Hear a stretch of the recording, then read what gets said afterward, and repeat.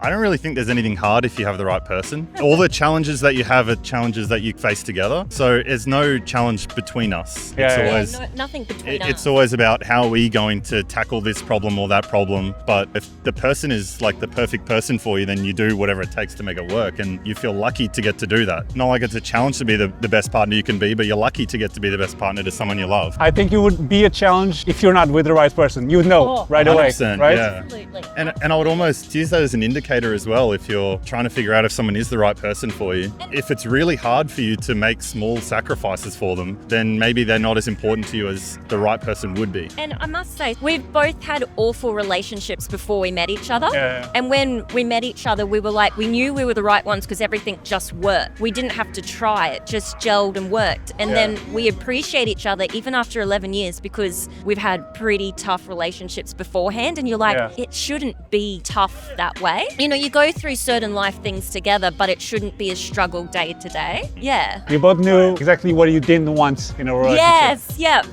yeah. And also what you deserve too. You deserve love and being cared for and everything. So it's okay to be like, well, I deserve someone to give me that. And if there's sacrifices, like you said, they have to be kind of like taking turns with the sacrifices. Give and take. Like, give and take. Yeah. Because if it's just one person sacrificing for the other always, then you see like there's an imbalance in the relationship, right? Absolutely. Yeah, you don't want an imbalance, but you also don't want to keep count either. You never want to keep track of what you've sacrificed for them and then expect in the future they'll sacrifice for you. A real part of it with love is that you're always vulnerable, like you're permanently in a vulnerable state where you're always giving and expecting nothing in return, and then they're always giving and expecting nothing in return. And if you're both good at that, then you can find that balance. But if you always feel like, oh, I did this for you and like therefore you have need to do this for me, reciprocate to me, then it's still like a you versus me scenario, and it's still not us, right? Even though there has to be a balance, it shouldn't be something that you're like paying attention to. You automatically should be trying to do what's best for the other person. Yeah. And you got to be able to communicate what your needs are as well and not expect the other person just to figure it out. And oh, that's amazing. I love that. Yeah. How are you with that? Because I know men are usually the ones that they say everything, but women sometimes expect men to figure it out. What do you think? Are you the kind of a woman that you say what you feel? I would say yes. I think so. Will's taught me to talk. Nice. Because Will's a talker. He studied psychology at uni. So he's very much about talking about emotions and how you feel about situations. So he's taught me to talk more openly. And we talk a lot, don't we? Sometimes you're like, hey, you're acting this way. What's up? And I was like, I haven't communicated like that I'm feeling this way because of this. Maybe you don't even know. I don't even know, And you make me think about it. I was like, oh, yeah. So secret to getting a good relationship first for men, go to a psychology degree.